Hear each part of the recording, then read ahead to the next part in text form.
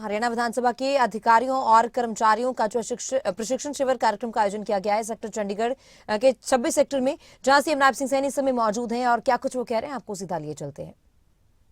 अत्यंत महत्वपूर्ण है, नई तकनीकों और प्रक्रियाओं को अपनाना हमारी प्राथमिकता होनी चाहिए। हम सब जानते हैं कि आज सूचना प्रौद्योगिकी का युग है।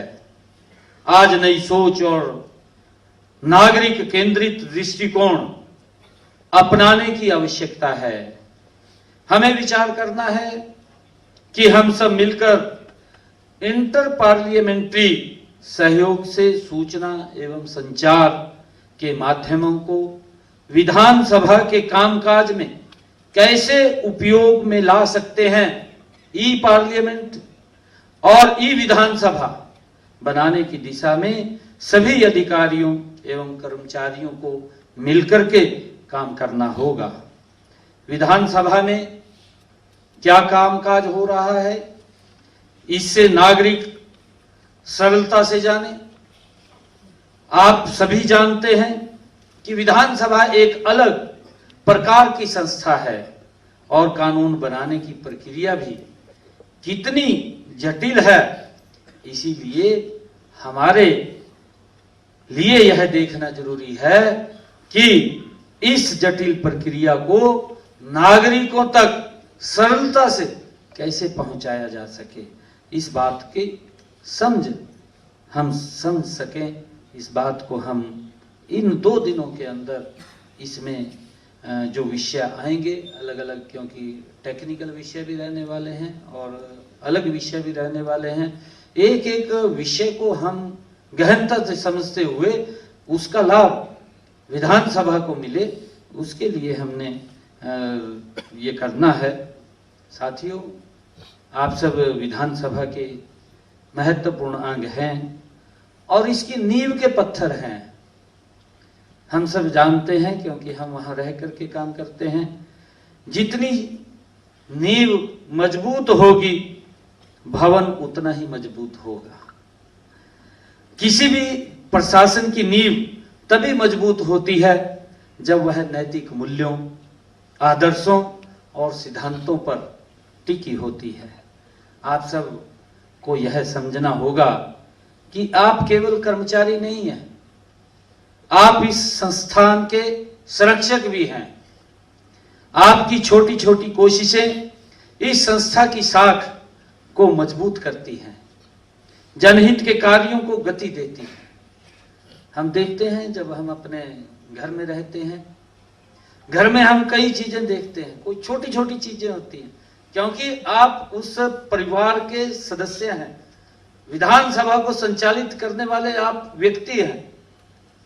कहीं छोटी सी कमी आपको नजर आई, किसी को भी आई, कहीं कोई बल्ब ही फ्यूज हो गया, घर में अगर फ्यूज हो जाता है तो हमारी जिम्मेवारी बनती है कि बल्ब फ्यूज हो गया, इसको चेंज करना है। किसी बल्ब का फोक्स ठीक नहीं है, उसकी भी आप बारीकी से उसका ध्यान करिए। कहीं कोई तार कट गई है या कहीं बिल्डिंग के अंदर कोई दिक्कत आ गई है, या आप काम करते करते किसी को आपसे किसी बात की आवश्यकता है। कोई भी विधायक आपसे कोई बात कर सकता है, आपसे किसी काम के लिए पूछ सकता है, आपको उसकी तुरंत जानकारी होनी चाहिए। अगर आपको जानकारी नहीं है, उस व्यक्ति को उस स्थान तक छोड़ करके आइए जहां से उसे उसका काम है। उसको भी लगेगा कि विधानसभा के अंदर, या बाहर से आने वाले लोग हैं, बाहर से आने वाले भी हैं, बहुत सारे विजिटर्स आते हैं और बहुत सारे अन्य डेलीगेट्स भी आते हैं। किसी देश का कोई डेलीगेशन आ गया, वो भी आता है, विधानसभा की कार्रवाई देखने के लिए आता है। तो उसके अंदर हमारी भूमिका क्या रहती है। हमारे मीडिया के कर्मियों की एक अलग वहां पर जगह होती है बैठने के लिए, वहां की व्यवस्थाओं की बात, वहां क्या क्या आवश्यकताएं हैं, उन बारीक से बारीक हर स्थान के ऊपर हमारी नजर होनी चाहिए। अगर कहीं दिक्कत होती है तो उसको तुरंत हम सुधार की तरफ भी चलें, तभी हम ये मानते हैं कि हम अपने उस मुकाम के ऊपर, जो अपने परिवार के अंदर हम रहते हैं, उसको आगे बढ़ा सकते हैं। मुझे पूरा विश्वास है कि आप इस कैपेसिटी बिल्डिंग प्रोग्राम के माध्यम से आप सभी नई प्रेरणा और दिशा लेकर के जाएंगे। यह कार्यक्रम न केवल व्यक्तिगत विकास में सहायक होगा, बल्कि यह विधानसभा के सामूहिक लक्ष्यों को प्राप्त करने में भी सहायक होगा, ऐसी मुझे अपेक्षा है। आपसे मेरी यह अपेक्षा है कि आप अपनी प्रतिभा, मेहनत और विचारशीलता का अधिकतम उपयोग करें। आपके द्वारा किया गया हर एक छोटा प्रयास प्रदेश के विकास और समृद्धि में योगदान देगा। मुझे हर कर्मचारी एवं अधिकारी पर पूरा भरोसा है कि आपकी मेहनत और आंतरिक शक्ति से हरियाणा विधानसभा नई ऊंचाइयों को छुएगी। आज मुझे खुशी है कि आप सबके बीच में इस उद्घाटन सत्र में रहने का मुझे अवसर मिला है, क्योंकि आप 2 दिन यहाँ पर रहने वाले हैं और 2 दिन रह करके विधानसभा की कार्यप्रणाली और उसके संतुलित सुचारू रूप से वो चले, उसको लेकर के अलग अलग विषयों के ऊपर आप जानकारी लेने वाले हैं। चाहे हमारा जो विधानसभा का संविधान है, उस संविधान के बारे में भी हम सबको पूरी जानकारी होनी चाहिए, उसके नियमावली के बारे में जानकारी होनी चाहिए कि कैसे चलना है, कैसे नहीं चलना है, और उसको लेकर के हम सब यहाँ बैठ करके 2 दिन सीखने वाले हैं। और 2 दिन के अंदर हमें बहुत अच्छा यहाँ पर जो ये ओरिएंटेशन प्रशिक्षण का कार्यक्रम रखा है, इसका हमें बड़ा लाभ मिलेगा। और ये लाभ आपका तो स्किल होगा ही होगा, परंतु इस स्किल के माध्यम से हरियाणा प्रदेश के लोगों को और हरियाणा विधानसभा को भी एक बड़ा लाभ मिलेगा। इसके लिए मैं आप सबको बहुत बहुत बधाई देता हूँ, शुभकामनाएं देता हूँ। जय हिंद, जय भारत, जय भारत। बहुत बहुत धन्यवाद माननीय मुख्यमंत्री। साथियों, आपने अभी माननीय मुख्यमंत्री जी और उनसे पहले प्राइड की chief madam Ruby जूबी Amar ji का उद्बोधन सुना।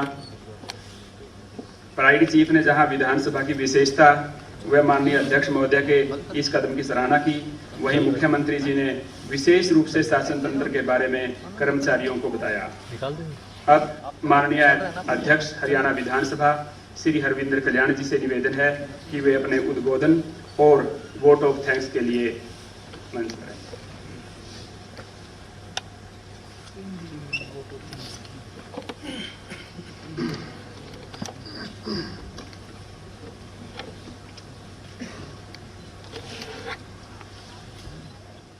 दो दिवसीय कर्मचारी क्षमता निर्माण कार्यक्रम में आज हमारे बीच में मुख्य अतिथि के रूप में पधारे हमारे हरियाणा प्रदेश के बहुत ही यशस्वी मुख्यमंत्री श्री नायब सिंह जी,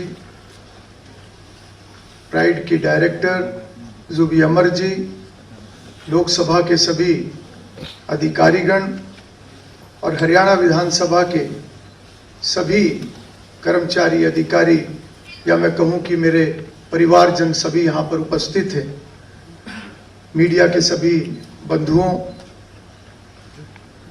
आज यह 2 दिवसीय प्रशिक्षण कार्यक्रम हरियाणा विधानसभा के लिए इसका आयोजन किया गया है।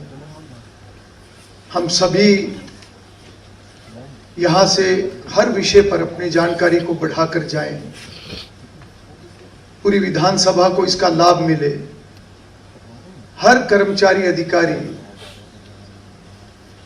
की स्किल्स इंप्रूव हो, उस नाते से इसका आयोजन किया गया है। और इस प्रशिक्षण के बाद हरियाणा विधानसभा की वर्किंग की, सचिवालय की वर्किंग की एफिशिएंसी और बढ़े, ये इसका उद्देश्य है। इस प्रशिक्षण शिविर में हमें लोकसभा से आए हुए विभिन्न क्षेत्रों के सभी अधिकारियों का मार्गदर्शन प्राप्त होने वाला है और मैं समझता हूं कि हमें उनकी एक्सपर्टीज का, उनकी विशेषज्ञता का लाभ उठाना चाहिए। हम सब जानते हैं कि लोकतांत्रिक प्रणाली में विधायिका का महत्व बहुत अधिक है। हरियाणा विधानसभा हरियाणा की लोकतांत्रिक प्रक्रियाओं के केंद्र बिंदु है।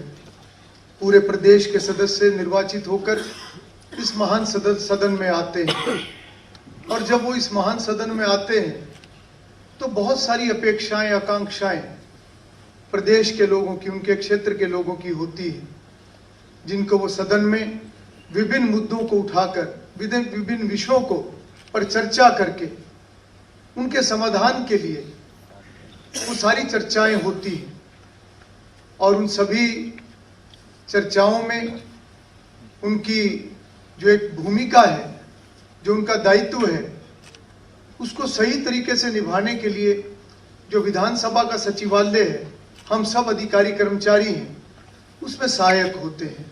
और मैं समझता हूं कि सभी माननीय सदस्यगण हम सब के माध्यम से जानकारियां लेकर समय समय पर, चाहे वो नियमों की बात है, चाहे वो प्रश्नों की बात है, विभिन्न नोटिसेस की बात है, सूचनाएं प्राप्त करने की बात है, रिसर्च का हमारा डिपार्टमेंट है, इस प्रकार के जितने भी हमारे डिपार्टमेंट्स हैं, उन सब के माध्यम से वो अपने विधायी कार्यों को सही तरीके से उसका निर्वहन करने में वो सक्षम रहते हैं। आज टेक्नोलॉजी के इस युग में, जहां आज पेपरलेस विधानसभा का विषय आगे बढ़ा है, इसको हमें और मजबूत करना है। और मैं समझता हूं कि आप सब जो यहां पर बैठे हैं, आप विधानसभा की रीढ़ की हड्डी हैं। ये रीढ़ की हड्डी और मजबूत हो ताकि हमारी विधायिका और प्रभावी हो। उस नाते से हम सब ने मिलकर काम करना है। जितना हम सब अपने कार्यों में निपुण होंगे, कुशल होंगे, उतना ही हमारे जो सदस्य हैं उनको लाभ होगा, उतने बेहतर तरीके से वो अपनी जिम्मेवारी को निभा पाएंगे। मेरा आप सभी से ये आह्वान है कि इस प्रशिक्षण शिविर का हम ज्यादा से ज्यादा लाभ उठाएं, सीखने का प्रयास करें। सीखने की कोई उम्र नहीं होती, कोई सीमा नहीं होती। ज्ञान और तजुर्बा जब मिले, जितना मिले, जिससे मिले, प्राप्त कर लेना चाहिए। नॉलेज इज पावर, हम सब जानते हैं। मुख्यमंत्री जी ने बहुत प्रेरणादायी शब्दों से हम सबका मार्गदर्शन किया है। उनकी भी जो हमसे अपेक्षाएं हैं, एक सदन के नेता के नाते, उन्होंने उन बातों को हमारे बीच में रखा है। मैं माननीय मुख्यमंत्री जी को यह विश्वास दिलाऊंगा कि जो आपकी उम्मीद है विधानसभा के नाते, प्रदेश की तरक्की में जो एक अहम भूमिका विधायिका की होती है, चाहे वो कानून के निर्माण की बात है, नीति निर्धारण की बात है, ऐसे सभी विषय जो विधानसभा के अंदर एक सार्थक चर्चा के माध्यम से आगे बढ़ते हैं। मुझे खुशी है इस बात की कि पिछले दिनों में जो 5 दिवसीय सत्र हुआ, मैं मुख्यमंत्री जी की प्रशंसा करना चाहूंगा कि उसके अंदर हर सदस्य को बोलने का अवसर मिले। उन्होंने जिस तरीके से एक हौसला बढ़ाते हुए, जब मैंने एक विषय रखा कि सभी को बोलने का अवसर मिले, तो हो सकता है हमें समय बढ़ाना पड़े। रात के 9 बजे तक भी विधानसभा चली। दिन बढ़ाने की बात आई, मुख्यमंत्री जी ने उस प्रस्ताव का भी स्वागत किया। और अगर हम विधायिका को प्रभावी बनाने की बात करते हैं तो कहीं ना कहीं एक तालमेल, क्योंकि लोकतंत्र के 3 स्तंभ, चाहे वो विधायिका है, चाहे वो कार्यपालिका है, न्यायपालिका है, विशेष रूप से विधायिका और कार्यपालिका, दोनों का एक अच्छा तालमेल, दोनों का एक सपोर्ट, ये बहुत जरूरी है। वर्ष भर जब हमारी कमेटीज के काम चलते हैं